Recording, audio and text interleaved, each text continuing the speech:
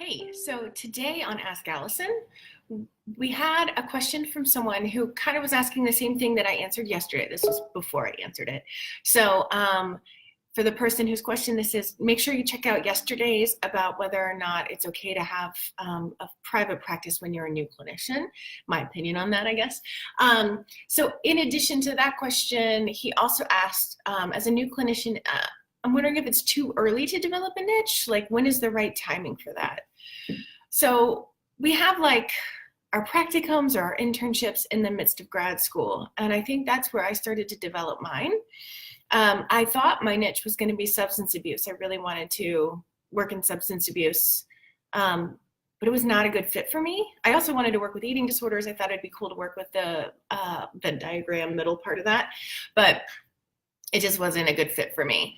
And that might have been where I was. That might have been the supervisor I had while I was in school. I'm not sure. But I ended up on the eating disorder route because that is the niche that I had experienced growing up. It was a niche I understood from the client perspective, and I wanted to be able to flesh that out and understand it from a clinical perspective. So it might be looking at the people that in your practicum or internship, you really felt like it was a much easier kind of connection. And that could be a demographic thing, that could be a clinical issue or a presenting concern, but to kind of weed through the times you felt like you were really nailing it as a therapist. And I don't want people to think that you have to choose the niche that you're just because you're good at it. Like, if it's not a niche that lights you up, it's not a niche you want to work with, then you can just be secretly good at it and not treat those clients, and make sure you have referrals for people who are great at working with those clients. I think that, yes, experience does help us clarify our niche, but I don't think that has to be years and years of clinical practice necessarily.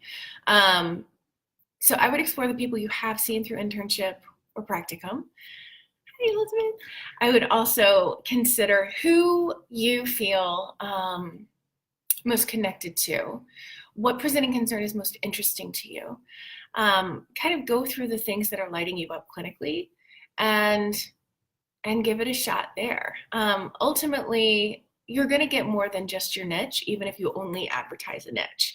Right now, my clinical practice is about 50% people with eating disorders, and the rest is mostly like anxiety, depression, that kind of thing. So you won't be like stuck per se with your niche. I don't think most of us could handle one presenting concern all the time in our practice. I think it would burn most of us out.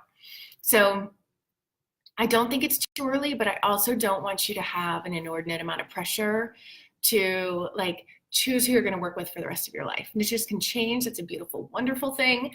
So if you try on a niche now, you discover this is not what you want your primary client population to be comprised of, then that's okay. You can shift. So yeah, I hope that was helpful. And since this person also had a question similar to the person before, so I'm going to also refer them back to yesterday's Facebook Live, which was about starting a new practice as a new grad, essentially. All right, I'll see y'all later.